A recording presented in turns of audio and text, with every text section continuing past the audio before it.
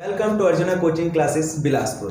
तो आप सभी को ये बताते हुए बहुत खुशी हो रही है कि हमारी नई एसीएफ की बैच जो कि 10 नवंबर से शुरू होने वाली है। तो जिन स्टूडेंट ने पुराने बैच में एडमिशन नहीं ले पाया या उनका कोई प्रॉब्लम था, तो उनके लिए बहुत ही सुनहरा अवसर है कि वो एसीएफ डेट एक्सटेंड होने का बहुत बेहतरीन तरीके से फायदा ले सकते हैं। हमारी इस बैच में आपको बहुत सारी फैसिलिटीज मिलेंगे, जैसे कि सबसे पहले हमारे वेल एक्सपीरियंस्ड टीचर के द्वारा रिकॉर्ड किया गया ऑनलाइन वीडियो।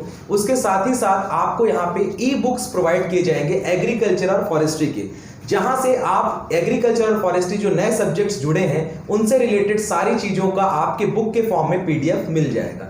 इसके बाद ही पीडीएफ के बाद आपको जो सबसे ज्यादा जरूरत होती है बुक के बाद, वो होता है ऑब्जेक्टिव सॉल्व करना। तो जी हाँ, हमारे फैकल्टी ने आपकी इस समस्या का भी समाधान कर दिया है और हम लेकर आए आपके लिए पेपर 2 के ऑल सब्जेक्ट्स का ऑब्जेक्टिव बुक, जिससे कि आपको अपना एवोल्यूशन करने में बहुत ज्यादा आसानी होगी। इसके साथ ही साथ आपके एग्जाम के प्रेशर को लेके भी हमने आपके लिए टेस्ट सीरीज बनाई है, जहां पे आपको टेस्ट के जैसा या एग्जाम के जैसा फील आएगा।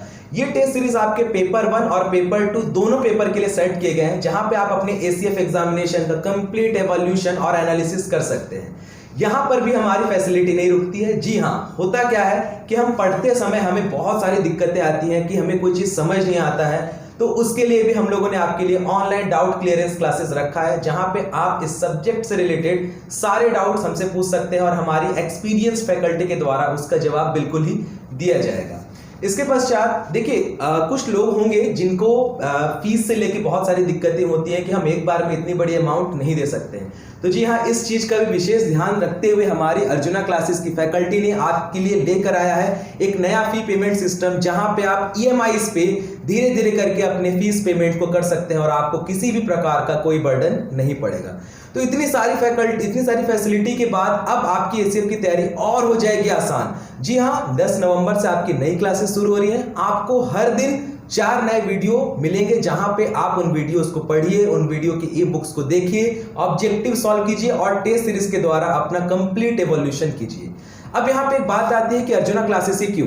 तो जी हाँ, आप देख सकते हैं कि हमारी क्लासेस में जो भी आपको बुक्स मिलेंगे या जो भी आपको नोट्स मिलेंगे, वो बिल्कुल ही सेपरेटली बहुत ही ऑथेंटिक जगह से लाकर बनाई गई है। और इसके साथ ही साथ यहाँ पे हम आपको फैसिलिटी देते हैं कि आप 24 घंटे में किसी भी समय कहीं पर भी किसी भी हालात में आप अपनी पढ़ाई को बिल्कुल कर सकते हैं। आपको किसी का इंतजार करने की जरूरत नहीं है। आप अपनी एसीएफ की तैयारी एनी टाइम एनी मोमेंट कर सकते हैं। तो ये है अर्जुना क्लासेस की एसीएफ की फैसिलिटीज जो कि आपको बतानी थी। इसके बाद आपको एक एसीएफ फॉरेस्ट्री में एक टॉपिक है आपका, जो कि है वाइल्ड लाइफ, मतलब वन्य जीव। इसके बारे में आज हम डिस्कशन करेंगे कि वन्य जीव क्या होता है और वन्य जीव में आपको किन किन चीजों के बारे में पढ़नी है, कहां से क्वेश्चन आते हैं। ठीक है, तो जैसे कि हम देख सकते हैं, ये आपका पीडीएफ यहाँ पे स्टार्ट हो जाएगा। वन्य जीव, जिसको इंग्लिश में बोलते हैं वाइल्ड लाइफ। तो देखिए, फॉरेस्ट्री के इस सेक्शन से बहुत इजी क्वेश्चंस बनते हैं और आपको बहुत आसानी से इस क्वेश्चंस को आप टैकल कर सकते हैं। कैसे करना है ये आपको आज की क्लास में पूरी तरीके से बताया जाएगा। तो आप यहाँ देख सकते हैं, आपका जो पहला है जलवायु तथा वनस्पति से सहसंबंध।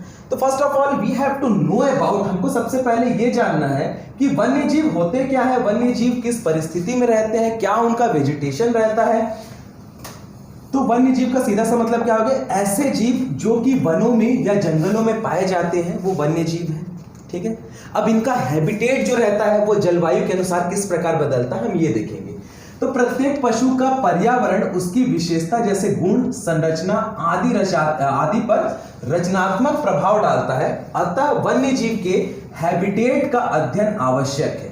अब इसको ऐसे समझिए कि कुछ जीव रहते हैं जो कि गर्मी सहन करने की क्षमता रखते हैं, बट उसके विपरीत कुछ जीव रहते हैं जिनको ठंडी जलवायु की आवश्यकता होती है।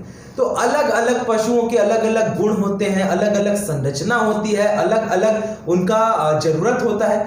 इन जरूरतों के आधार पे जब हम वन्य जीवों को वर्गीकृत करते हैं, तो उसी को कहा जाता है आवास के अनुसार उनका वर्गीकरण। इसको अगर और अच्छे से आपको समझना है तो आपको यहाँ पे दो चीजें दी गई हैं, आप देख सकते हैं। First one is the land habitat and the another one is aquatic habitat. पहले को बोला जाता है स्थलीवास और दूसरे को बोला जाता है जलीयवास। चलिए इसको थोड़ा और अच्छे से समझते हैं। आपको पता है कि ये जो पृथ्वी है, इस पृथ्वी को अगर मैं डिवाइड करूं तो यहां पे हमें 3 स्थान मिलते हैं। पहला मिलता है आपका वायुमंडल, ठीक है, क्या है वायुमंडल, जहां पे वायु में या बोल सकते हैं आप वातावरण में जो जीव निवास करते हैं, जैसे कि आपकी पंछियां हो गई, जो उड़ने वाले जीव रहते हैं, वो जनरली कहां पे अपना आवास तो उनका जमीन पे ही रहता है, पर वो अपना उड़ने का काम कहां करते हैं, वायु में करते हैं। इसके बाद दूसरा आता है आपका जलमंडल। पूरे पृथ्वी का बहुत बड़ा हिस्सा, या आप ये कह सकते हैं कि 3/4 हिस्सा जो है पृथ्वी का, 3/4 हिस्सा किसने घेर के रखा है, जल ने। अब इतना बड़ा अगर एरिया उसने कैप्चर किया है तो यहाँ पे कोई जीव तो रहते होंगे। जी हाँ, यहाँ पर वो जीव रहते हैं जो आपके जलीय वास में, या जो एक्वेटिक हैबिटेट कहते हैं, वो जीवों का निवास कहाँ होता है, जलमंडल में। अब जो आखिरी बचता है, और ये है आपका स्थल मंडल, जहां पे शेष जो पशु रह गए हैं वो निवास करते हैं। ये पूरे पृथ्वी का 1/4 बचते, 1/4 भाग होता है, मतलब 1/4 भाग होता है, जहां पे स्थल में रहने वाले जीव, जैसे कि हम हो गए, मनुष्य हो गया, या फिर आपके भेड़ बकरियां हो गई, तो ये सारे जीव आपके कहां रहते हैं, स्थल मंडल में। इन्हीं को क्या कहा जाता है, लैंड हैबिटेट एनिमल्स। तो चलिए आपको एक एक को और अच्छे से समझते हैं। तो स्थल मंडल में क्या है, कुछ प्राणी पूर्ण रूप से स्थल पर निवास करते हैं, और इन्हीं क्या कहा जाता है, स्थलीय प्राणी। तो ये पहला चीज है। क्वेश्चंस बहुत सिंपल से हैं। कौन से, आपको दो तरीके से क्वेश्चन पूछे जा सकते हैं। पहला क्वेश्चन ये पूछा जा सकता है कि स्थल में निम्न में से कौन से जीव स्थल में रहते हैं, आपको ऑप्शन दे दिया जाएगा, कुछ जलीय के ऑप्शन दे दिए जाएंगे और कुछ स्थलीय के ऑप्शन आपको यहां सेलेक्ट करना है। या सेकंड क्वेश्चन आपका ये बन सकता है कि जैसे मैं पूछता हूं कि घोड़ा कहां पर निवास करता है, जलमंडल, स्थल मंडल, वायुमंडल, या इनमें से सभी। तो आपको पता है कि जो घोड़ा होता है, आपका हॉर्स होता है, वो कहां पे, स्थल मंडल पे निवास करता है। तो ये क्वेश्चंस ऐसे बनते हैं। चलिए नेक्स्ट पूछते हैं कि कुछ पशु अपने सीमित क्षेत्र में ही निवास करते हैं, वास्तव में पशु विश्व में सभी स्थानों पर एक जैसे नहीं पाए जाते। कुछ ऐसे पशु हैं जो कि स्पेशल लोकेशंस पे पाए जाते हैं, कुछ विशेष स्थानों पर पाए जाते हैं। जैसे कि मैं याक की बात करूं तो आपको पता है कि पहाड़ी क्षेत्रों में ज्यादा पाया जाता है। अगर मैं भेड़ या बकरियों की बात करूं तो ये तो जनरली सामान्यतः हर जगह मिल जाता है, पर इनका वास्तविक निवास अगर मैं बात करूं तो कुछ ये भी कुछ टीले वाले, चट्टानों वाले जगह पे पाए जाते हैं। अगर मैं मछलियों की बात करूं तो ये जल में ही पाए जाते हैं। तो कुछ विशेष जीव रहते हैं जो कि कुछ विशेष परिस्थिति में ही पाए जाते हैं, और यही परिस्थिति इनका निवास स्थान कहलाती है। इसके बाद देखेंगे, अतः स्थलीय प्रणाली को सर्वदर्शीय अर्थात विश्वव्यापी नहीं कहा जा सकता, तो केवल मानव ही अपने साथ अपने उपयोग में आने वाले पशु जैसे कि गाय, घोड़े, गेंडे, बकरी, कुत्ते, सभी को स्थान पर ले सकते हैं, और इन पशुओं को विश्वव्यापी कहा जा सकता है।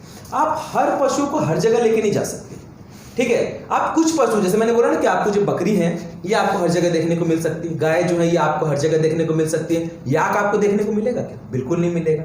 पहाड़ी घोड़ा है, या जो जिसको दरियाई घोड़ा बोलते हैं, वो आपको हर जगह देखने को मिलेगा क्या, बिल्कुल नहीं मिलेगा। जो वन भैंसा है, तो ये कुछ ऐसे जीव है जो कि हर स्थान पर नहीं मिलते हैं, पर जो पशु हर स्थान पर मिलते हैं उनको क्या कहा जाता है, विश्वव्यापी पशु। इसको अंडरलाइन कर लेंगे, ये इंपॉर्टेंट है। फिर आते हैं अपन जलीय वास या जलीय पशु में। तो अनेक प्रकार के प्राणी जल में निवास करते हैं, और इन्हें क्या कहा जाता है, एक्वेटिक हैबिटेट या जलीय में रहने वाले जीव। जलीय प्राणी पुनः दो वर्गों में वर्गीकृत किए गए। पहले जो सारे जल के प्राणी तथा दूसरे मीठे जल के पानी, इसको खारे लिखिएगा ना, खारे जल के पानी, और दूसरा क्या है, मीठे जल के पानी। स्वच्छ जल के प्राणी वन्य जीवों के आवास की दृष्टि से दो प्रकार से विभाजित किए गए, ठीक है। मैंने आपको बोला एक खारे पानी में रहते हैं, एक मीठे पानी में, ठीक है। खारे पानी में मतलब जो आपके समुद्री क्षेत्र है, जो डेल्टाई क्षेत्र है, उन स्थानों को क्या बोला जाता है, खारे पानी का स्थान। और जो आपके मीठे पानी मतलब नदी हो गए, झील हो गए, झरने हो गए, तालाब हो गए, इनको क्या कहा जाता है, मीठा पानी। तो इनको स्थलीय तथा जलीय पशुओं को उनके भोजन के अनुसार, मतलब उनके खाने के अनुसार, उनके खाद्य श्रृंखला के अनुसार क्या किया गया, 3 भागों में विभाजित किया गया है, ठीक है। और ये इंपॉर्टेंट है, इसको आपको पढ़ना है, या आपने 10th तक 12th तक के साइंस के सब्जेक्ट्स में पढ़ा ही होगा कि पहले होते हैं शाकाहारी, हर्बीवोरस इसको कहा जाता है। क्या कहा जाता है, हर्बीवोरस कहा जाता है। हर्बीवोरस मतलब ऐसे पशु जो कि वनस्पति खाकर अपना जीवन यापन करते हैं। क्या करते हैं, वनस्पति खाकर। आप देख सकते हैं घास, पत्ते, फल फूल आदि खाकर अपना जीवन यापन करते हैं। इन्हें क्या कहा जाता है, हर्बीवोरस। अच्छा, इसको समझने का ना एक ट्रिक भी है। क्या ट्रिक है, अगर मैं हर्बीवोरस को डिवाइड करूं, ठीक है, तो ये हर्बी में ना एक वर्ड निकलता है हर्ब, और हर्ब का मतलब ही होता है वनस्पति या झाड़ी। तो हर्ब से आपको याद रखना है कौन से पशु जो पत्ती, फूल, घास ये सब खाते हैं। अच्छा, एग्जाम्पल में क्या है, गाय है, हिरण है, हाथी है, बारहसिंगा, भेड़, खरगोश, बकरियां, ये सब किस में आ जाते हैं, हर्बीवोरस में। नेक्स्ट होता है आपका कार्निवोरस। तो ऐसे पशु जो पूर्णतः शाकाहारी पशुओं पर निर्भर रहते हैं, यहां पे नोट डाउन करेंगे, ठीक है। यहां ये मत सोचिएगा कि शाकाहारी पशु होते हैं, हाँ, ये शाकाहारी पशु पर निर्भर रहते हैं, या ये लिख सकते हैं कि शाकाहारी पशुओं को खाते हैं, ठीक है। शाकाहारी पशुओं को खाने का मतलब क्या है, घास फूस ये सब कुछ नहीं खाते हैं, घास फल फूल ये नहीं खाते हैं, ये उन जीवों को खाते हैं जो कि हर्बीवोरस होते हैं, या सामान्यतः ये क्या करते हैं, आपके शाकाहारी पशुओं को खाकर अपना जीवन यापन करते हैं। इन्हें मांसाहारी पशु कहा जाता है। मतलब क्या है, ये मांस खाकर, मीट खाकर, अब मीट किसी का भी हो सकता है आपका, ठीक है, क्या है, मीट किसी का भी हो सकता है, तो ये मीट को खाकर जीने वाले पशु हैं। एग्जाम्पल में आपका शेर है, चीता है, तेंदुआ है, भेड़िया। लास्ट में आ जाता है सर्वाहारी जीव, जिसको ओमनीवोरस कहते हैं। ऐसे जीव जो शाकाहारी और मांसाहारी दोनों प्रकार के होते हैं, मतलब ये घास फल फूल भी खाते हैं और मांस मछली अंडा भी खाते हैं। ऐसे पशुओं को या ऐसे जीवों को क्या कहा जाता है, सर्वाहारी जीव। आप देख सकते हैं ये ऐसे जीव होते हैं जो भोजन के लिए वनस्पति तथा मांस दोनों प्रकार पर ही, दोनों का ही उपयोग कर लेते हैं। एग्जाम्पल के लिए आपका गीदड़ है, लोमड़ी है, रीछ है, चील है। यहां मनुष्य जो है सबसे प्रधान सर्वाहारी जीव है, नोट डाउन कर लो। मनुष्य क्या है, सबसे बड़ा ओमनीवोरस जीव है। क्लियर है, ठीक है। तो ये आपको I think on the basis of food या ऑन द बेसिस ऑफ खाद्य श्रृंखला के आधार पे आप पशुओं का वर्गीकरण सीख लेंगे। इसके पश्चात प्रमुख वन जीवों का वर्गीकरण। अब हम भोजन को छोड़ के स्थानों के आधार पर इनका वर्गीकरण करेंगे कि कौन से पशु गर्म जगह पे पाए जाते हैं, कौन से पशु ठंडे जगह पर पाए जाते हैं, कौन से पशु पहाड़ियों पर पाए जाते हैं, कौन से पशु आपके नम भूमि पर पाए जाते हैं, इसके बारे में डिस्कशन। तो सबसे पहला क्या है कि सबसे पहला आपका जाता है उपज, इसको एक्चुअल में ये है उष्ण कटिबंधीय आंध्र प्रदेशों के वन्य जीव, मतलब wildlife of tropical humid region. Tropical मतलब उष्ण, ह्यूमिड मतलब नमी, रीजन मतलब क्षेत्र। तो यहाँ के शाकाहारी पशु में आपके कौन कौन से आ जाएंगे, हाथी, गेंडा, गोरिल्ला, चिंपांजी, बड़ी गिलहरी, बंदर आदि। ये अधिकांशतः कहाँ रहते हैं, पेड़ों पर निवास करते हैं। और बागपत से जो आपके बच जाते हैं, ये कौन से हैं, हाथी है, गेंडा है, ये घने वनों में पाए जाते हैं। क्लियर है। तो आपके अगर आपको एग्जाम में पूछा गया, ठीक है, क्या एग्जाम में पूछा गया कि अगर आपको ये आया कि भाई कौन से पशु उष्ण कटिबंधीय जलवायु में पाए जाते हैं, तो ये सारे पशु पाए जाते हैं, और इनमें से कुछ पशु क्या आपके पेड़ में पाए जाते हैं। जैसे पेड़ में आपका क्या है, ये सारे पशु जो है पेड़ में, और बाकी जो जंगल में रहते हैं वो ये सारे पशु हैं। इसके पश्चात ये तो हुई शाकाहारी की बात। अब मांसाहारी में अगर जाए तो मांसाहारी में भूमि पर प्यूमा एवं अन्य जाति के सिंह पाए जाते हैं। यहाँ अनेक प्रकार की चिड़िया, सी जहरीली मक्खी, ठीक है, मगर, घड़ियाल, दरियाई घोड़ा आदि मिलते हैं। ठीक है, तो ये आपके क्या हो गए, जो उष्ण कटिबंधीय ट्रॉपिकल ह्यूमिड क्लाइमेट में पाए जाने वाले पशु हैं। नेक्स्ट आ जाते हैं हम वाइल्ड लाइफ ऑफ मॉनसून या मॉनसूनिक रीजन्स, मतलब मानसूनी क्षेत्र पे। अब मानसूनी क्षेत्र आपको पता है क्या है, वर्षाधारी क्षेत्र, जहां पे मानसून या वर्षा होती है, उन क्षेत्रों में कौन से पशु पाए जाते हैं, इनके बारे में डिस्कशन करेंगे। तो इन प्रदेशों में वर्षा के कुछ कम होने पर मानसूनी वन एवं पार्कलैंड में खुले वन मिलते हैं, और वहां अनेक प्रकार के शाकाहारी और मांसाहारी आपके क्या है, जीव मिलते हैं। अच्छा, ये जीव कौन कौन से हैं, हिरण है, बारहसिंगा है, नीलगाय है, ठीक है, नीलगाय है, खच्चर है, हाथी, खरगोश, जिराफ, शेर, चीता, अधबिसरा, गीदड़, शुतुरमुर्ग, कंगारू, डिंगी, भेड़िया, लोमड़ी, तेंदुआ, सांप, अजगर, ये सारे आपके कहां पाए जाते हैं, आपके वाइल्ड लाइफ ऑफ मॉनसूनिक रीजन। और आपको पता होगा कि वन जो होता है, वन्य क्षेत्र जो रहते हैं, वन्य क्षेत्रों में ज्यादातर या सामान्य रूप से मानसून ज्यादा होता ही है, क्योंकि वो कैप्चर करता है, वहां की दाब ऐसी बनती है कि वहां वर्षा लगभग बहुत ज्यादा होती है। इसके बाद है wild life of hot desert, मतलब मरुस्थल में पाए जाने वाले जीव। तो जनरली जब भी आपके दिमाग में मरुस्थल वाला हिस्सा आएगा तो आपको क्या सोचना है, आपको जनरली याद आना चाहिए राजस्थान वाला पोर्शन, ठीक है, जहां पे मरुस्थली होती है। जब भी आपकी मानसूनी वाली क्षेत्र याद आएगी ना तो आपको नॉर्थ ईस्ट वाला जो है आपका नागालैंड वाला हिस्सा है, मणिपुर वाला हिस्सा है, वो नॉर्थ ईस्ट वाला हिस्सा जो रहता है। इससे पहले जो हमने ट्रॉपिकल हिस्सा पढ़ा था, जो wild life of tropical humid climate वाला, वहां पे आप मध्य प्रदेश छत्तीसगढ़ के जंगलों को ले सकते हैं, ठीक है। तो हॉट वाले में आपको क्या है, जनरली राजस्थान और जो शुष्क क्षेत्र रहते हैं उनको लेना है। अब देखिए इससे भी आप एग्जाम्पल याद कर सकते हैं, आपको रटने की जरूरत नहीं होगी, आपको याद करना होगी भाई ह्यूमिड क्लाइमेट हमारे यहाँ कौन से जीव मिलते हैं, हाँ हमारे यहाँ ये मिलते हैं, नागालैंड या नॉर्थ ईस्ट में कौन कौन से जीव मिलते हैं, तो इसके हिसाब से भी आपको रटने की जरूरत नहीं पड़ेगी।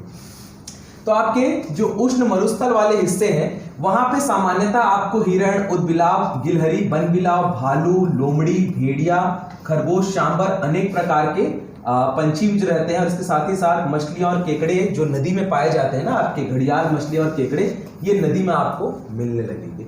अच्छा, इसकी खासियत क्या होती है, उष्ण शीतोष्ण व शीतोष्ण पतझड़ वाले वन खुले होते हैं, वहां सर्दी का विशेष प्रभाव रहता है, अतः मांसाहारी एवं शाकाहारी दोनों ही पशु मिलते हैं। अधिकांश पशु छोटे आकार के होते हैं। सर्दी का विशेष महत्व, अब हम बात करें मरुस्थल की, तो सर्दी कैसे आ जाएगा भाई, ये तो फिर उल्टा कॉन्सेप्ट हो जाएगा, आपको लग रहा होगा ना। तो सर्दी का मतलब ये है कि आपको पता होना चाहिए रेगिस्तान में जितनी गर्मी रहती है उतनी ही ठंड रहती है, तो ये वहां पे उस चीजों को मेंशन करना चाह रहे हैं। नेक्स्ट है आपका कोणधारी वनों के वन्यजीव, wild life of conical forest. तो जनरली कॉनिकल फॉरेस्ट की खासियत ही मैंने आपको क्लासिफिकेशन ही बताया था, वहां पे जो वृक्ष पाए जाते हैं वो लगभग कॉनिकल शेप के पाए जाते हैं, ऐसे शेप के वृक्ष पाए जाते हैं। और ऐसे शेप के वृक्ष कहां मिल रहे थे आपको, ठंडे जगहों पर। कहां पर, ठंडे स्थानों पर। तो जी हाँ, कोणधारी वन भी जो है ना वहां पर उपयुक्त पशु मिलते हैं, और यहाँ पर सभी कठोर सर्दी से बचाव हेतु चमड़े से ढके होते हैं। तो कॉनिकल फॉरेस्ट के लिए आपको जब भी याद आएगा तो कॉनिकल फॉरेस्ट कहाँ है, तो ऊपर वाले पोर्शन में आप चले जाइए, नॉर्थ वाले पोर्शन, हिमाचल जम्मू वाला जो पोर्शन है वहां पे जो वन पाई जाती है वो क्या रहती है, कॉनिकल फॉरेस्ट रहती है। और चूंकि वहां वर्ष भर बहुत ज्यादा ठंड रहती है, देखिए प्रकृति ने सभी के साथ संतुलन बनाया है। हमें पता है कि हमारे यहाँ ठंड ज्यादा नहीं है तो हमारी बॉडी की स्ट्रक्चर अलग बनाई गई है, वहां पे ठंड बहुत ज्यादा है तो उनके जो शरीर रहता है ना उसमें शरीर में कठोर चमड़े वाली परत पाई जाती है, जो कि उनकी सुरक्षा कहां से करती है, ठंडी से करती है। यहाँ पे आप देख सकते हैं कठोर सर्दी से बचाव हेतु चमड़े से ढके रहते हैं। यहाँ शाकाहारी कम और मांसाहारी पशु ज्यादा मिलते हैं, ठीक है। एग्जाम्पल के लिए आप देख सकते हैं शाकाहारी में सिर्फ रेडिएटर और कैरीबी मिलता है। रेडिएटर मतलब आप देख सकते हैं थोड़ा दौड़ने वाला पशु रहता है, सिंगे विंगे थोड़ी ज्यादा रहती है। और इसके अलावा जो आपकी जनरली जो मांसाहारी पशु में लोमड़ी, भेड़िया, सफेद भालू, आपको पता होगा कश्मीर में बहुत ज्यादा देखा जाता है, व्हाइट बियर बोलते हैं इसको, वीपर, निष्कू, गिलहरी, मार्टिन, मड़क, आवाज आदि जो है इनको किसके लिए, फर के लिए पाला जाता है। इनके जो रेशे रहते हैं बॉडी के, इनके रेशे को उखाड़कर यूज किया जाता है, बहुत रेशेदार आपके कंबल हो गए, जो जैकेट्स हो गए, इसको बनाने में। मनुष्य अपने उपयोग के लिए यहाँ पर आपके गाय, बैल, भेड़, बकरी आदि कुत्ते को पालते रहते हैं। पहले से भी ये चीज चली आ रही है, कालांतर ट्रेडिशनल टाइम से ये चीजें चलती आ रही हैं। इसके बाद ये है कि वाइल्ड लाइफ को देखिए, अब होता क्या है ना, इंसानों के द्वारा या कुछ बाहरी शक्तियों के द्वारा बहुत ज्यादा नुकसान पहुंचाया जाता है वन जीव को, जैसे इनका शिकार किया जाता है या अपने आर्थिक लाभ की प्राप्ति के लिए इनको मार दिया जाता है। तो ये जैसे प्रकृति में संतुलन बनाना बड़ा आवश्यक है, इकोसिस्टम मेंटेन करना पड़ेगा आपको। ऐसे नहीं कि आप अंधाधुंध किसी की क्या बोल सकते हैं, काट रहे हैं या मार रहे हैं तो इससे इकोसिस्टम बिगड़ जाएगा, और साथ ही साथ इनको संरक्षण देने का अधिकार भी है। तो इसके लिए ये चीज आपको एग्जाम में पूछा जाता है कि वन्य जीवों में संरक्षण के लिए भारत में क्या क्या उपाय लागू किए गए हैं। तो जैसे आप देख सकते हैं पर्यावरण और वन मंत्रालय ने देश में वन्य जीवों को बचाने के लिए निम्नलिखित उपाय किए हैं। ये चीज आप याद रखें, कौन सा है, पर्यावरण और वन मंत्रालय। तो पहला जो उपाय है वो ये है कि वन्य जीव संरक्षण अधिनियम 1972, ये आपको एग्जाम में पूछा जा सकता है, नोट कर लेंगे कि जो वाइल्ड लाइफ प्रोटेक्शन एक्ट 1972, यहाँ पे वाइल्ड लाइफ के एनिमल्स को प्रोटेक्शन दिया गया। कैसे प्रोटेक्शन दिया गया, इस प्रावधान के तहत वन्य जीवों के शिकार के खिलाफ कानूनी संरक्षण प्रदान किया गया कि कोई भी मनुष्य हो वो किसी भी प्रकार से वन्य जीव का शोषण या उनका शिकार बिल्कुल नहीं कर सकता है, और उनके शोषण और वाणिज्यिक, इसमें शोषण तथा वाणिज्यिक शोषण मतलब इनको काट के या मार के बेच भी नहीं सकता। शिकार तो स्वयं के मनोरंजन के लिए तो शिकार करना ही नहीं है, और साथ ही साथ आर्थिक लाभ के दृष्टिकोण से भी मारना नहीं है।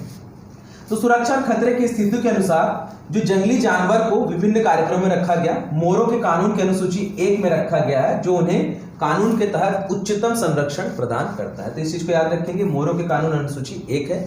और इसके बाद नेक्स्ट है वन्य जीव संरक्षण अधिनियम 1972 में ही अगर उल्लंघन किया गया तो उल्लंघन करने के बाद अपराध के लिए दंड का भी प्रावधान है। अच्छा, दंड कैसे दिया जाएगा?